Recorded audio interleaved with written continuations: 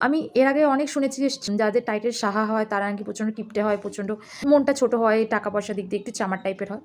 তা আমার সাথে এই ১ম বার আমার ঘটলো। তাই বুঝতে পারলাম যে সত্যি সাহারা মনে হয় এরকমটাই কিপটে হয়। এতটা ছোট মন হয় তাদের। পরিচিতর মধ্যে একজন আরকি আমাকে ডেকেছিল প্রেশার মাপার জন্য। তো আমি গেছিলাম। যথারীতি আমি আমার চার্জ চেয়েছি। উনি বলছে, "হ্যাঁ, দেবো।" তা আমি গেছি। তারপরে উনি আমাকে হাতে ৳১০ ধরিয়ে দিচ্ছে। আমি বলছি যে, "আমার তো ভিজিট ৳১০ না।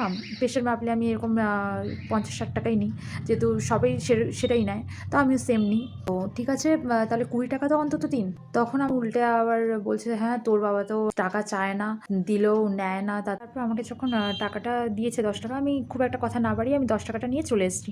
তারপর বাড়ি এসে আমার মনে হলো যে না, আমার নেওয়াটা ঠিক হয়নি। তো তাই আমি পরের দিনকে ফেরত দিতে গেছিলাম। আর পরের দিনকে উনি শোনাতে এসছে উনার রাত্রে নাকি, মানে সেদিনকে রাত্রে নাকি প্রচণ্ড শরীর খারাপ হয়েছে। মানে যেদিনকে আমি প্রেশার-টেশার মেপে এসেছি সেদিনকে রাত্রিবেলা মাঝরাত্রে নাকি উনার শরীর খারাপ হয়েছে। হওয়ার পর উনি সকালবেলা বাবার কাছে প্রেশার মাপতে এসছে। যখন আমি ফেরত দিচ্ছি তখন উনার মুখটা খুব গম্ভীর ছিল। আমি কেন গেছি উনি বুঝতে পারছে না। তো আমি বললাম, "জেঠু, কালকে আমি ৳১০ নিয়েছিলাম, তো আজকে এই টাকাটা দিয়ে আপনি বিড়ি কিনে খেয়ে নেবেন।"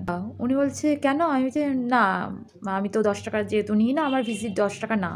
তা সে একবারের জন্য বলল না যে, "না মনা, নিয়ে যা, আমি আরও ৳১০ তোকে দিচ্ছি বা ৳৫০ কত চাইছিস বল, তুই নিয়ে যা, আমি ৳১০ নিয়ে দিচ্ছিস কেন?" মানুষ তো বলে। উনি কিচ্ছু বলেনি। উপরন্তু এত মুখে তৃপ্তির একটা হাসি যে উনি ৳১০ পেয়ে কি খুশি হয়েছে। আমি বলি কি যে, "আপনি কি মানে ৳১০ দিয়ে কি বড়লোক হয়ে যাবেন? আর আমি তো আমার প্রাপ্য ভিজিটটা চাইছি। আমি তো এমন না যে আমি বিনা কারণে আপনি আমাকে দিচ্ছেন।" আবার তাও কি, আগের দিন যখন আমাকে ৳১০ দিয়েছিল, উনি এতদিন ওনার বাড়িতে আমি প্রেশার মাপতে যাচ্ছি, উনি একদিনও আমাকে মানে বলে যে, "নে মনা, এইটুকু লজেন্স খাওয়ার জন্য নিস বা কিছু।" আর আমি তো বাচ্চা না যে আমি ৳১০ দিয়ে লজেন্স খাবো।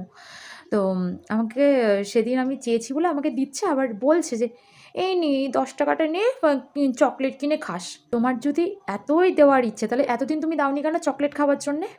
আজকের আমি বলেছি বলে তুমি দিচ্ছ, তাও আবার বলছো চকলেট খাস। আমি বলার আগে তুমি দিতে, তাহলে তোমার মুখে স্বাস্থ্য।" উনি হাসতে, হাসতে ৳১০ নিয়েও নিল।